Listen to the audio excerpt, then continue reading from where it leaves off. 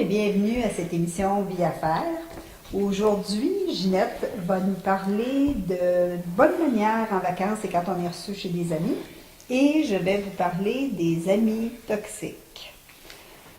Oui, espérant que l'été va arriver un jour, parce qu'aujourd'hui, c'est dimanche et il pleut terriblement sur Montréal, donc... Depuis une semaine d'ailleurs. Oui. Et on en a encore pour quelques jours. Évidemment. On va espérer qu'il n'y aura pas trop d'inondations. Espérons. Alors, bien sûr, les gens toxiques, ce ne sont pas seulement nos amis, mais ça peut arriver qu'on a des amis toxiques. C'est des gens, en général, qui prennent toute notre énergie, à condition, bien sûr, que nous le permettions, parce que... Est-ce qu'on est toxique pour les autres? Il faut se poser la question. Voilà. Alors, parmi ces gens-là, c'est ça, il y a des gens qui prennent notre énergie, il y a des gens qui nous manipulent, avec notre permission toujours, il y a des gens qui sont agressifs, et ainsi de suite. Mais il faut se rappeler que ça va toujours dans les deux sens, parce que quelqu'un qui essaie de prendre notre énergie, si on ne lui permet pas, ça ne fonctionnera pas. Donc, Oui.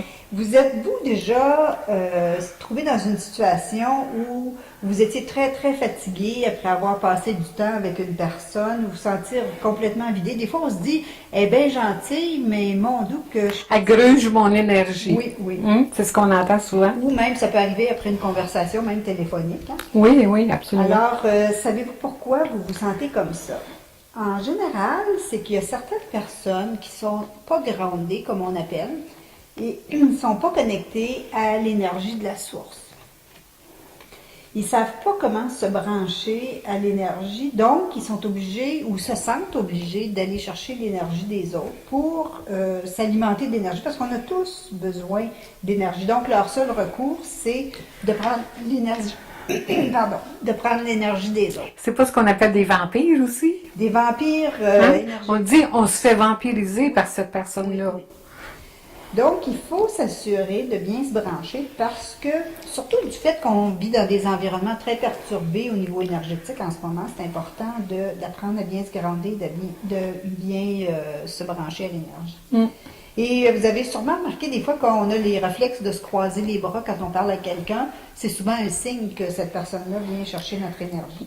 Est-ce que tu aurais peut-être un truc à donner pour apprendre aux gens comment se brancher à l'énergie? Bien sûr. Oui, j'ai prévu de faire ça dans une...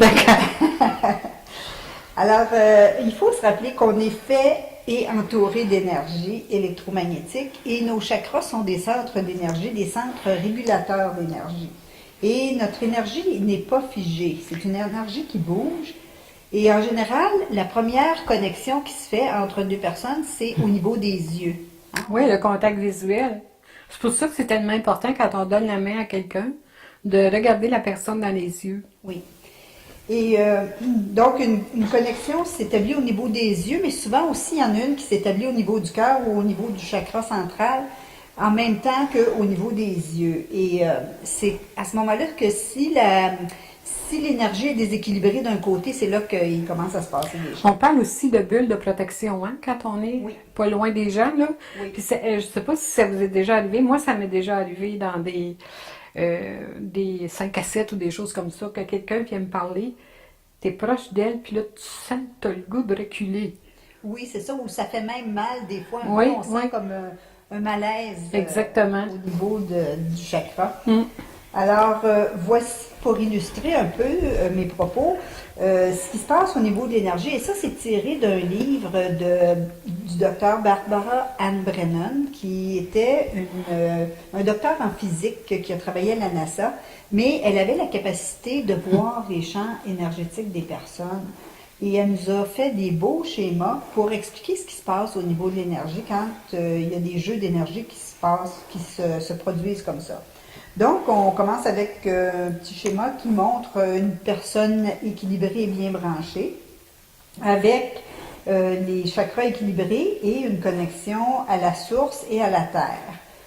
Et ensuite, ici, on a une image de quelqu'un qui fait un acte, en tout cas, qui a des intentions agressives ou des intentions envahissantes. On voit que l'énergie est en forme de pic et ça essaie d'empiéter sur l'énergie de l'autre personne. Comment ça se fait qu'on ne sent pas ça chez les manipulateurs? C'est parce que les manipulateurs manipulent leur énergie pour mieux manipuler les autres. Alors, un manipulateur, on sait que, comme on dit, on n'attire pas les mouches avec du vinaigre. Exactement. Alors, il projette quelque chose de très paisible et rassurant pour mieux, après ça, aller chercher la personne. Les manipulateurs, c'est un autre style d'utilisation d'énergie que les vampires d'énergie. Est-ce qu'on n'est pas loin des psychopathes? Je ne veux pas entrer dans ce domaine-là, Oui, mais... c'est sûr. Hein? Oui, absolument. Et ici, on voit une réaction de défense. On voit que l'énergie, notre énergie, quand on se sent attaqué, elle fuit du côté opposé. Ensuite, on a une énergie de type aspiration.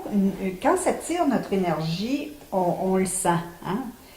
En tout cas, si on est très sensible. Sinon, on le sent après quand c'est déjà tout drainé. Quand on le sent, est-ce qu'on peut bloquer? Bien sûr. Je vais vous donner des techniques tantôt. D'accord. Alors, les réactions possibles quand une personne tire notre énergie, ce qui est intéressant, c'est qu'on peut soit laisser prendre notre énergie, soit bloquer, soit nier. Alors, quand on nie, on est en mode vulnérable et la personne peut tirer On notre laisse énergie. faire. On Oui, laisse faire. oui, D'accord. absolument. Donc, la façon de se protéger de ça, c'est, d'une part, il faut commencer par relaxer et se concentrer. On ne peut jamais faire du travail énergétique dans un état stressé. Donc, c'est important de prendre un moment pour relaxer et se concentrer. Donc, Mais supposons, excuse-moi, je te coupe la parole, là, mais supposons qu'on est dans un 5 à 7, c'est plein de monde, ça fourmille, ça parle. Puis là, comment tu veux qu'on se relaxe, là? c'est ça, c'est quelque chose qu'on peut pratiquer. Oui. Oui, on peut même, d'ailleurs, on peut même faire des techniques theta au milieu du chaos. C'est une question de pratiquer. Il faut simplement rentrer en soi-même, juste prendre un moment d'arrêt et... De respiration. Oui, oui, c'est important de respirer, bien sûr. Et là, ce qu'on fait, c'est que dans notre tête, on n'est pas obligé de fermer les yeux, mais on peut visualiser... Wouch, wouch. On peut visualiser une énergie qui part du milieu du chakra Ouais. et qui descend profondément dans la terre pour aller bien Se grander. l'énergie de la terre et se grander. Et donc, on fait remonter notre énergie jusqu'au sommet de notre tête. Et là, après ça, on s'en va se connecter à l'énergie de la source le plus loin qu'on peut. Mais ça se fait dans une fraction de seconde. C'est pas long. Oui, c'est instantané quand on s'habitue. C'est pour ça que ça vaut la peine de le pratiquer un petit peu par soi-même. Là, tu dis pas à la personne qui est devant toi, attends-moi une minute, je vais aller me gronder. Attends un peu pour que je m'aggrave, pour Ouais. que je connecte mon énergie pour te bloquer. Ouais, Non, ouais, c'est ouais. comme ça que ça fonctionne. Donc, quand on se connecte à la source, finalement, c'est qu'on va chercher l'énergie créatrice. On part de notre milieu qui est le siège de l'étincelle divine, de l'énergie qui est à la source de notre personne. On est Et c'est le chakra? c'est le chakra celui en bas du cœur, le or. Le art, d'accord. C'est ça. Et ça, on a tous en soi une étincelle divine, sinon on n'existerait pas. On a été créé à partir de cette infime parcelle d'énergie, mais on porte tous cette énergie. C'est l'héritage qu'on a. Oui. Et ensuite, une fois qu'on a bien grandé, on s'est connecté à l'énergie de la source, là, on visualise une belle bulle dorée autour de nous. Et on visualise que cette bulle-là ne laisse passer que les bonnes choses. Et C'est notre enveloppe de protection. oui. Et quand vous pratiquez, prenez quelques minutes pour vraiment bien visualiser la beauté de cette bulle-là, la solidité de votre bulle et Le confort. le confort, comment rassurant que c'est. Et quand on pratique comme ça par soi-même, à un moment donné, ça devient très facile de le faire en présence des gens qu'on sent. À un moment donné, on devient très, très sensible et on le sait instantanément quand quelqu'un a des mauvaises vibrations ou qui essaie de tirer notre énergie ou qui projette des choses d'autres natures qui ne sont pas nécessairement favorables. Y a-t-il un danger que les gens ne viennent pas nous parler parce qu'ils sentent qu'on est... Non, pas si on projette. Une énergie bienfaisante. Au contraire, ça va attirer les gens, les bonnes personnes. les bonnes C'est que là, personnes. on attire les bonnes personnes au lieu d'attirer les gens qui veulent profiter de nous. Ça fait Ok. toute une différence. Et donc, il y a beaucoup de gens qui tirent l'énergie des autres et c'est bon d'apprendre à les reconnaître, justement pour se protéger. Et d'ailleurs, à ce sujet-là, nos croyances peuvent jouer un grand rôle dans le fait que les gens viennent tirer notre énergie ou non.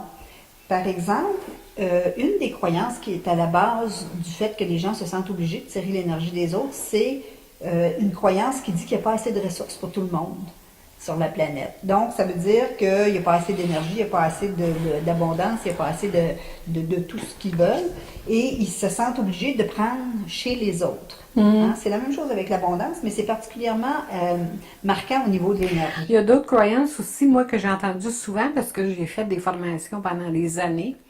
Et les gens, je te parlais des 5 à 7, mais c'est là qu'on constate qu'il y a le plus de malaise. Et les gens disaient, bon, je m'ennuie dans un groupe, je veux partir de là, mais j'ose pas parce que les gens vont penser que je les trouve pas intéressants. Ben, ils sont pas intéressants. Oui, ben c'est ça, puis ça, c'est de la culpabilité. Voilà. C'est une autre croyance. Une autre croyance, on peut vivre sans culpabilité. Alors, quand on teste, par exemple, la croyance je sais vivre sans culpabilité, là, on voit si c'est un oui ou un non, on peut en changer cette croyance-là. On en a beaucoup de croyances à changer. On en a énormément. Oui. Puis je pense que dans une de tes formations, tu nous donnes une liste de différentes croyances. On commence avec à peu près 55 croyances, d'ailleurs, qu'on peut tester nous-mêmes. Oui. C'est ça. Donc, les cours sont en 3 parties. 1, on identifie. 2, on change. Et 3, après ça, il y a la partie utiliser son nouveau pouvoir de création. C'est quelque chose qu'on va voir d'ailleurs au cours de notre journée, donc on va vous parler, nos 2 journées, on va vous parler dans quelques minutes. Donc, c'est ça, la croyance qu'il n'y a pas assez de ressources pour tout le monde, c'est une fausse croyance parce que quand on regarde la nature, tout est en abondance partout, c'est juste mal réparti.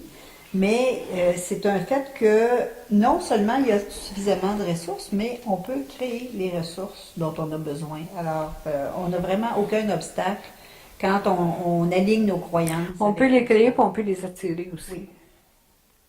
Donc, c'est important de remplacer vos fausses croyances, comme ce que je viens de vous mentionner. Il pourrait aussi y avoir des croyances, par exemple, au niveau de savoir accepter, savoir recevoir, des choses comme ça. Donc, recevoir des compliments, c'est ça, donner des compliments. Oui, parce qu'au niveau de l'énergie, c'est toujours un échange qu'il faut faire. Hein. C'est jamais statique. Donc, il faut donner pour recevoir. Il faut accepter de recevoir pour pouvoir donner. Quand on donne constamment, à un moment donné, on n'a plus rien à donner. Tu fais du remplacement par du positif. C'est ça. Donc ici, on a un exemple d'un équilibre énergétique. Ça, c'est pour un couple qui est en harmonie. Mais bien sûr, il n'y a pas juste au niveau du couple qu'on peut avoir de l'énergie équilibrée. Ça peut être, par exemple, entre collègues de bureau, ça peut être patron, amis, employés, les amis, et c'est à l'infini. Donc, le fait d'avoir une énergie équilibrée, d'une part, ça nous remplit d'énergie, ça équilibre nos chakras, parce que autrement, nos chakras peuvent facilement être atrophiés et pas bien fonctionner. Donc, l'énergie ne circule pas, ça provoque toutes sortes de maladies. Ça permet d'avoir des relations harmonieuses et équilibrées avec les autres. On peut avoir des relations à divers degrés, plus ou moins intimes selon les personnes. Et notre énergie peut être partagée volontairement, mais d'une manière équilibrée. Selon ce que je viens de vous parler, donner, recevoir, hein, on peut échanger des énergies, mais si notre énergie est équilibrée, elle ne sera pas facilement aspirée à notre insu. Nous, on a vécu ça, hein, des gens qui, dans des réseaux, hein, quand on se rencontre à un réseau, là, une association, ou peu importe, un événement, un petit déjeuner, un 5 à 7, il y a des gens qui viennent pour venir chercher. Oui. Puis il n'y a jamais de retour. Oui, c'est ça. C'est important aussi pour les gens qui ne font que prendre, d'apprendre à donner. Et ça aussi, c'est une autre fausse croyance, qu'on ne veut pas donner, qu'il faut tout prendre.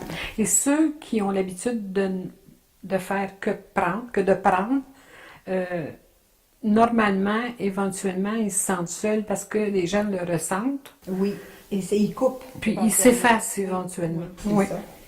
Et ce qui est intéressant aussi de noter, c'est que quand on équilibre notre énergie, les gens, les vampires énergétiques s'éliminent d'eux-mêmes autour de nous. Hein. Les gens qui ne font que profiter et tirer notre énergie, ils ne peuvent pas rester à On notre en a présence. connu quelques-uns. Oui, c'est ça, mais à un moment donné, ça vient qu'ils s'approchent même plus parce qu'ils savent, ils sentent automatiquement, c'est comme Ouais. instinctif. Ils disparaissent dans la nature.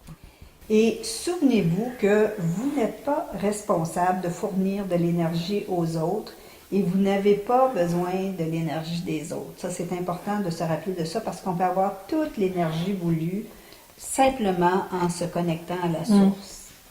C'est ce qu'on oublie de faire souvent, trop souvent. C'est ça. Alors, sur ce, Ginette va nous parler d'un sujet un peu plus léger. Un sujet d'été, de beau temps. Alors, vous êtes invité chez des amis pour le week-end. Ça aussi, ça vient de l'expérience des gens qui participaient à mes cours et qui me posaient des questions.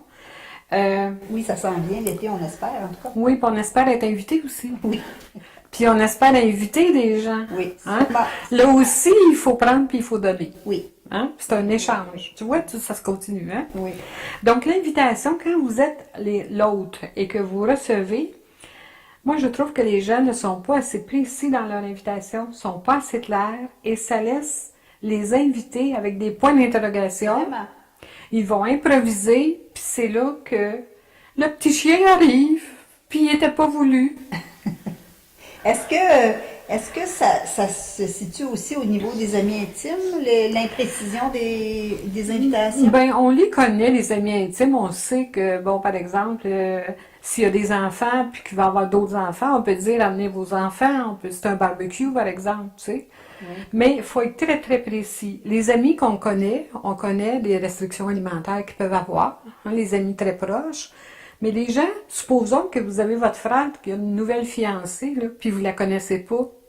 Alors, il faut, quand on invite le frère avec son ami de cœur, le spécifier, informe-toi donc si elle a des restrictions alimentaires, es-tu au courant? Puis à ce moment-là, on agit en conséquence. Prenez pas pour acquis que les gens savent tout. Non, c'est vrai. Hein?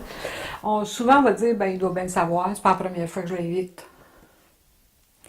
Alors, les habitudes, je vous parlais des habitudes, les restrictions alimentaires, les loisirs, les jeux préférés, les jeux des enfants, si les enfants sont invités. Prévoir aussi des jeux, des loisirs s'il y a des jeunes, puis des moins jeunes. Il y en a des gens qui aiment ça, faire les charades, des jeux de société comme ça.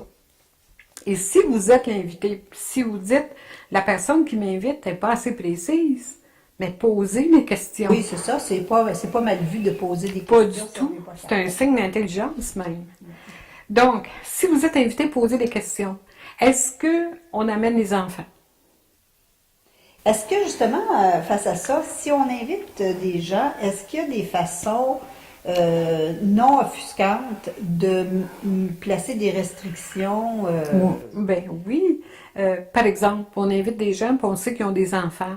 On va leur dire, je t'invite, c'est juste des grandes personnes. Est-ce que tu peux faire garder? Est-ce que tu as la possibilité de faire garder tes enfants? Donc, ça ne devrait pas insulter les gens Non. qu'on invite. Non. Ok. Ça devrait pas. Des fois, ça provoque des conflits majeurs. Oui.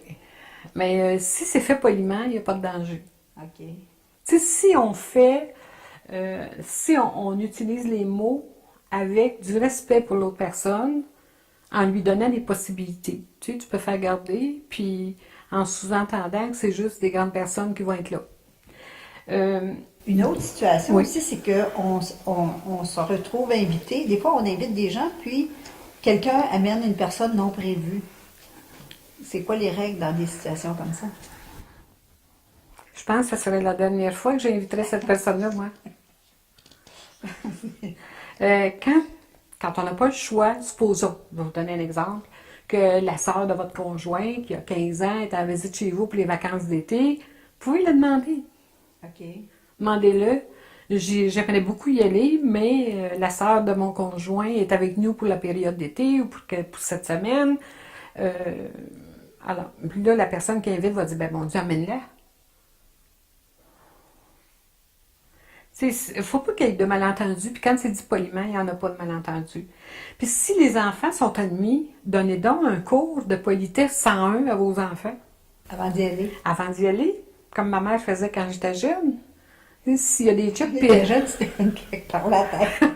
Non, ma mère, moi je me souviens quand on allait chez nos grands-parents puis nos tantes, ma mère me répétait toujours la même chose. Tu vas pas vider le plateau de bonbons, tu prends pas des chips, on t'en offre pas, tu demandes pas, t'attends qu'on t'en offre. Quand tu arrives, tu dis bonjour.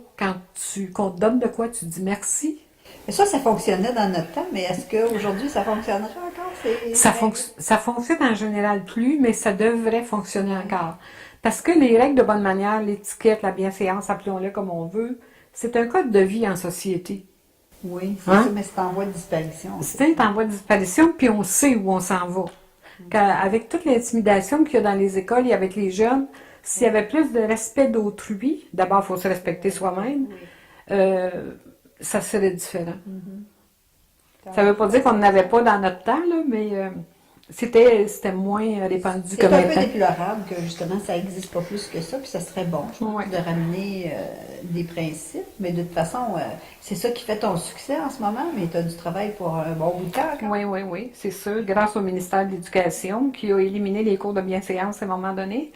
Les petits animaux de compagnie, tout à l'heure je parlais, on voit arriver le chien, ben on demande. Est-ce que ça dérange? Si les gens qui invitent, vous savez qu'ils aiment les chiens, puis vous savez qu'il y en a un, ben peut-être que la bataille va prendre entre les petits animaux. Hein? Donc on le demande. On demande aussi les activités prévues. La personne qui invite devrait dire, on prévoit, par exemple, aller jouer au golf samedi, puis on va terminer ça avec un barbecue chez nous. Donc, vous allez apporter vos habits de golf, vos bâtons, vos souliers, etc., etc. Donc, demandez les activités prévues. On va aller voir une pièce au théâtre d'été. Alors, à ce moment-là, on apporte des vêtements un petit peu plus de sortie. Maintenant, l'heure prévue. À quelle heure tu nous attends? On n'arrive pas une demi-heure avant le temps.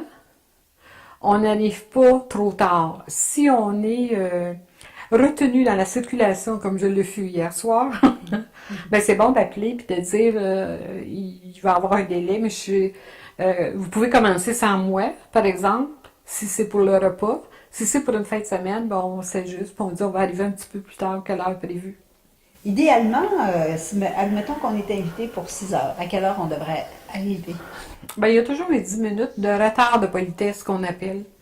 Donc, c'est moins poli d'arriver à 6 heures qu'à 6h10. Oui, parce qu'on sait quand on reçoit, on a toujours une petite dernière touche à faire. Ouais, Puis un 10 minutes, je parle pas d'une demi-heure, là, c'est exagéré, mais un petit 5-10 minutes, là, c'est correct. C'est très correct. Oui. On appelle ça le retard de politesse. Ouais. À l'arrivée, mais là je parlais de l'invitation, maintenant à l'arrivée, donc arriver à l'heure prévue, si vous savez que vous êtes en retard, vous appelez. Prévoir un cadeau, hein, quand vous êtes reçu pour une fin de semaine, prévoir un cadeau en fonction de la personnalité des autres. S'il y a des enfants, apporter un cadeau qui va servir à toute la famille aussi. Ça peut être un panier de victuailles, ça peut être des fleurs, ça peut être des fleurs qu'on fait envoyer avant d'y aller. C'est un acte de foi. Puis ça peut être des fleurs qu'on envoie Ou un le lendemain quand on arrive chez nous aussi en guise de remerciement. Donc, la personne qui reçoit les fleurs avant se dit, ben c'est sûr qu'il va venir ou qu'elle va venir. c'est ça. Mais déjà, on a confirmé. Oui. Déjà. Mais on n'attend pas de dernière minute pour confirmer non plus. Hein? Faut donner un délai raisonnable aux gens qui nous reçoivent. Non, parce que c'est le fun quand on prépare quelque chose, savoir pour combien de personnes. Hein. Oui. Ben oui. Et c'est bon de dire aussi, de donner une idée des gens qui vont être là. OK. Une telle va être là, une telle va être là, un tel va être là. Aussi, quand les gens arrivent, leur faire déposer leur bagage, ou même, si on a des grands garçons, des adolescents là, qui flânent à quelque part, là, ils peuvent très bien se transformer en garçons d'étage. Se valoriser. Se valoriser pour monter les valises. Oui. Hein? On monte la chambre des gens. On a pris soin d'aérer la chambre. C'est Peut-être pour des gens qui vont coucher. des gens qui vont coucher. Quand on invite pour la fin de semaine, ça peut arriver. Là. Et quand on sait qu'ils ont fait de la route, on va leur proposer de se rafraîchir avant de nous joindre pour l'apéritif ou au jardin ou au salon, peu importe. Oui, après une longue route, ça peut être intéressant de se rafraîchir, effectivement, parce qu'on a été des fois dans la poussière. Oui. puis il fait chaud, puis bon.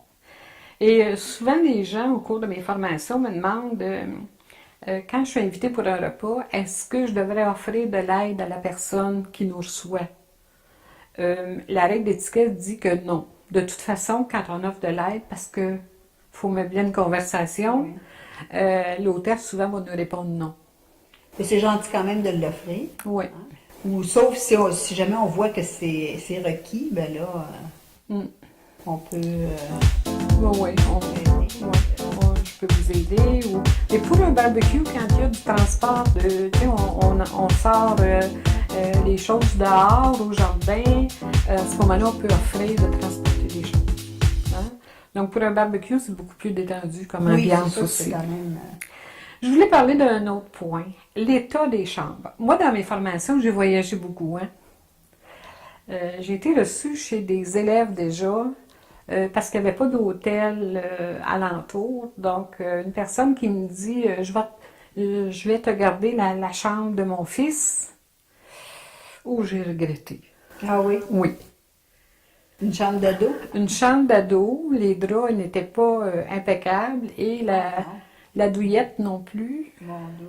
La couette. J'ai trouvé la nuit très longue. Donc, l'état de la chambre. Quand vous recevez quelqu'un, prenez le temps d'aérer la chambre. Si la porte a été fermée ou que la fenêtre a été fermée pendant des mois. Aussi. Ben oui. La literie propre.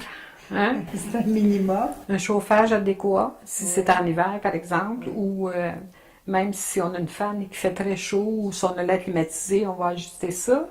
Des couvertures supplémentaires, parce que pas tout le monde qui a besoin d'un drap et d'une douillette. Hein? On peut mettre une couverture supplémentaire. Il y a des gens qui ont besoin de chaleur pour dormir. Oui, puis on peut mettre des bouteilles d'eau, des verres d'eau pour les accueillir. Des serviettes aussi. Oh, oui, pour oui.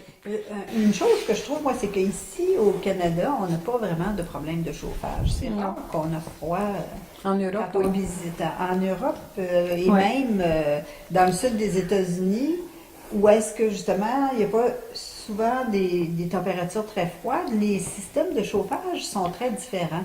Oui. Et sont habitués de vivre à un degré plus froid, là. C'est drôle à dire, mais on se retrouve plus frileux que ces gens-là. Des fois, surtout la nuit, là, quand la température baisse pas mal.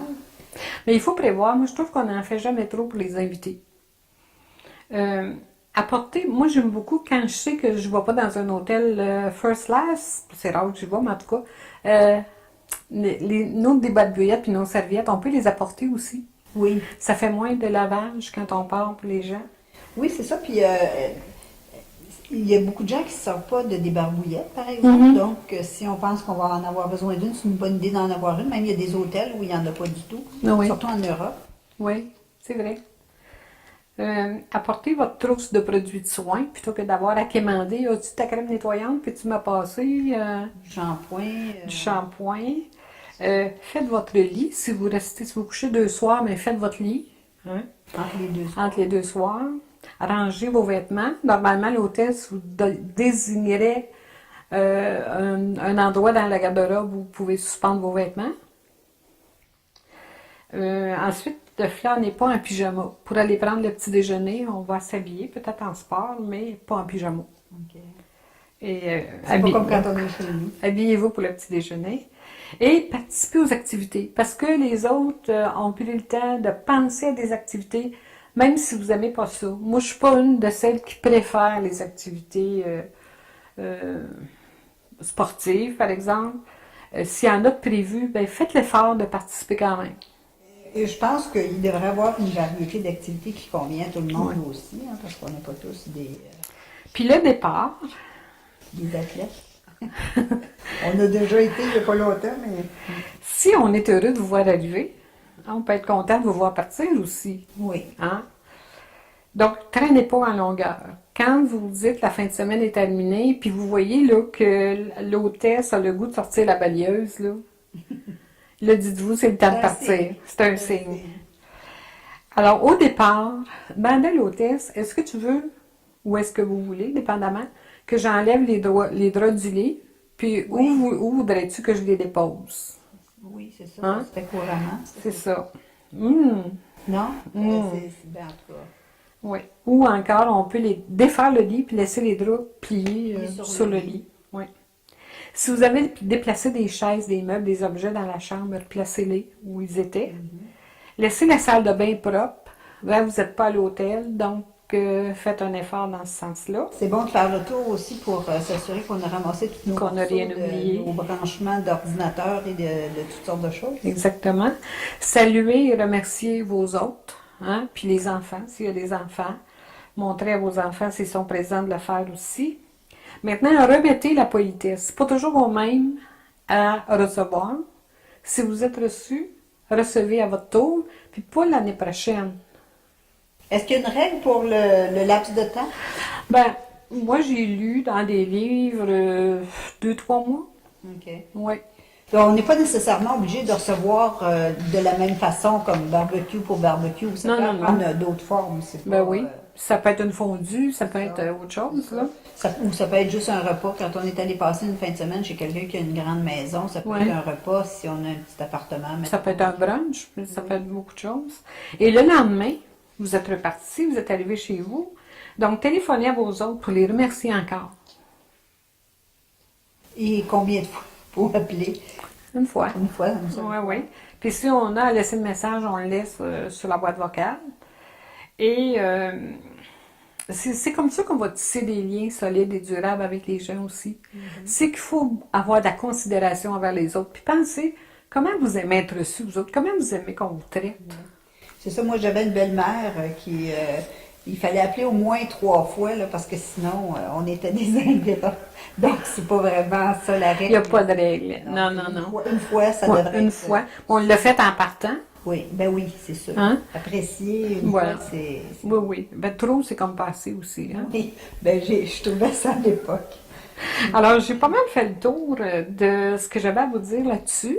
Si jamais vous avez des commentaires, ne gênez-vous pas, là, vous pouvez Oui, aller sur sur notre Facebook. Oui, notre page Oui, Facebook, bien oui. sûr. Si vous avez des commentaires, des questions, suggestions, c'est toujours très apprécié. Mhm. C'est notre bouton j'aime. Aussi, lors de la prochaine émission, on vous parle de comment devenir votre propre coach.